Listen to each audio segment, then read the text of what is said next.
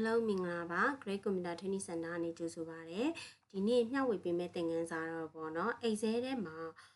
column တွေ auto ချဲ့သွားတဲ့သင်ခန်းစာလေးပေါ့နော်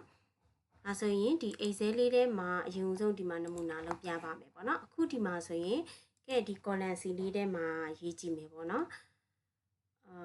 GIN Great Computer ဒီလိုရိုက်ထားလိုက်တယ်ပေါ့ဒီလိုရိုက်ပြီး enter လေးခောက်လိုက်တာနဲ့သူ့ရဲ့ column စီသည် auto ထည့်သွားပြီဒါဆိုရင်ကိုဒီစာရိုက်လိုက်တာနဲ့ auto column တွေချဲ့ခြင်းတယ်ပေါ့နော်အဲ့တော့ဒီအပိုင်းလေးကိုဆက်ပြီးလေ့လာကြည့်ဖို့အတွက်နောက်ထပ် sheet တစ်ခုသွားပါမယ်အဲ့တော့ဒီမှာတော့ရိုက်ကြည့်လိုက်မယ် Rectangle ဒီလိုလေးရိုက်ကြည့်လိုက်တယ်ဒါပေမဲ့သူကချဲ့မသွားဘူးเนาะကိုဟာကိုဘာလုပ်လဲလိုက်ပြီးချဲ့ပေးရတယ်ကဲဒါဆိုလို့ရှိရင်ကိုဟာကိုတော့လိုက်မချဲ့ခြင်းဘူးစာရိုက်ပြီးတာနဲ့ column တွေကို auto ချဲ့သွားခြင်းဒါဆိုရင်ဒီမှာအားလုံးကို select မှတ်ပါမယ်အားလုံးကို select မှတ်ပြီးတော့ Excel မှာဒီအလယ် line middle line လေးကတော့ကိုကအလေးချင်းဖြစ်သွားရအောင်ပေါ့เนาะအမြဲတမ်းစဖွင့်ခြင်းမှာအမြဲတမ်းနှိပ်ပေးရမယ့်အရာပေါ့เนาะဒါလေးကနှိပ်လိုက်တယ်ပြီးရင်ဒီ sheet ကိုကုတ်ထည့်မှာမို့ဒီလိုမျိုး auto ထည့်မှာမို့လို့ဒီ view ဒီ sheet 2ပေါ့ကိုလုတ်ချင်တဲ့ sheet number ကိုတော့ right click နှိပ်ပြီးရင်ဘယ်ထဲဝင်မလဲဆိုတော့ view ကုတ်ထဲကိုဝင်ပေးပါပြီးလို့ရှိရင်တော့သူကဒီနေရာလေးမှာ worksheet ဆိုပြီးရွေးပေးမယ်ပေါ့နော် worksheet ဖြစ်ရမယ်ကဲဘာရေးမှာလဲဆိုတော့ဆဲခွက်တွေရေးမှာမို့လို့ CELLS ဆဲလို့ပြောလိုက်တယ်ပြီးရင် asset ကလေးထည့်တယ် entire column ပါပေါ့နော်ပြီးရင်အဲ့ဒီထဲမှာဘာလုပ်မှာလဲဆို auto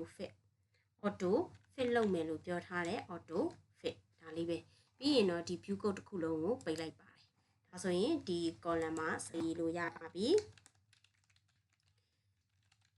today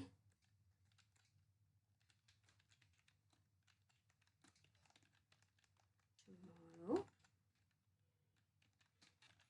try great enter ဒါဆိုရင်သူဟာသူဒီမှာဘာလုပ်သွားလဲဆိုတော့ column enter ခောက်လိုက်တာနဲ့ column လေးက auto ချဲ့ပြီးသွားပါတယ်နော်အဲ့တော့ online CLASS online class တက်လို့ရပါတယ် OFF LIM offline class လည်းတက်လို့ရပါတယ် home office တွေမှာလည်းတယောက်ချင်းခေါ်တင်လို့ရပါတယ်ဟောဒါဆိုသူကသူဒီမှာ auto ဝင်ပြီးသားဖြစ်သွားတယ်ဒါဆိုလို့ရှိရင်တော့ဒီစာရွက်ကလေးကိုတင်ပါမယ်တင်တဲ့ခါမှာသူကရိုးရိုး Excel နဲ့တော့တင်လို့မရဘူးရိုးရိုး Excel နဲ့ဆိုလို့ရှိရင်တော့အလုံးမလုပ်ဘူးပေါ့နော်ဒါကြောင့်ဒီစာရွက်ကိုတင်မယ်ဆိုရင် Control နဲ့ S keyboard က Control S ဒါမှမဟုတ်ဒီ Save button လေးကိုနှိပ်လို့ရတယ်အဲ့ဒါမှမဟုတ်ရင် File ထဲကနေ Save ကိုနှိပ်လို့ရတယ်Save ကိုနှိပ်ပြီးကိုတိမ့်မဲ့နေရပေါ့နော်ကဲထားလိုက်ပါတော့အလွယ်ကူဆုံးဒီမှာတိမ့်မဲ့နေရတစ်ခုကိုရွေးလိုက်တယ် desktop ပြီးရင်ဒီမှာ file name မှာတော့တိမ့်မဲ့နာမည်ပေးပေါ့နော်ကဲအခုလောလောဆယ်တော့ဒီမှာ grade ပေါ်လို့ပေးလိုက်တယ်ပြီးဆိုလို့ရှိရင်သူကဒီ CS type ကလေးမှာဘာရွေးပေးရမလဲဆိုတော့ကိုက macro ရေးထားတဲ့အတွက် Excel macro enable workbook ဆိုပြီးတော့တင်ပြရမယ်ပေါ့နော်ပြီးသားပြီဆိုလို့ရှိရင်တော့ saveဒါဆိုဒီစာရွက်တစ်ရွက်ပဲပိတ်လိုက်ပါတယ် file ထဲကနေ close နဲ့ပိတ်လိုက်တယ် control W ပြန်ဖွင့်ပြီးသုံးကြည့်မယ်နော် file ထဲကနေခုနကတော့တင်လိုက်တဲ့နာမည်ကိုပြန်ဖွင့်လိုက်ပါတယ်ပြန်ဖွင့်ပြီးလို့ရှိရင်တော့သူကဒီနေရာလေးမှာဒီ enable content ဆိုတာကိုလည်းထည့်ပြီးနှိပ်ပေးရမယ်ပေါ့နော်ဒါဆိုသူ့ကို click နှိပ်လိုက်တယ်click နှိပ်လိုက်ပြီးဆိုလို့ရှိရင်လည်းသူကဒီမှာလာပြီးတော့ရေးလို့ရပါတယ် GREAT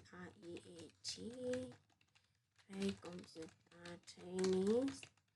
Center ပြီးရင်ဆက်ထည့်လိုက်ပါမယ် Learning Today Leading Tomorrow ရ enter ခေါက်လိုက်ပါမယ်ဒါဆိုသူဟာသူဘာလုပ်သွားလဲ auto လေးထည့်ပြီးသွားပါတယ်ဒီသင်ခန်းစာလေးကိုလုပ်ကြည့်လို့အဆင်မပြေဘူးဆိုလို့ရှိရင်တော့ Great Computer Training Center ရဲ့ page မှာလာပြီးမေးလို့ရပါတယ်ပျော်ရွှင်သာယာတဲ့နေ့လေးဖြစ်ပါ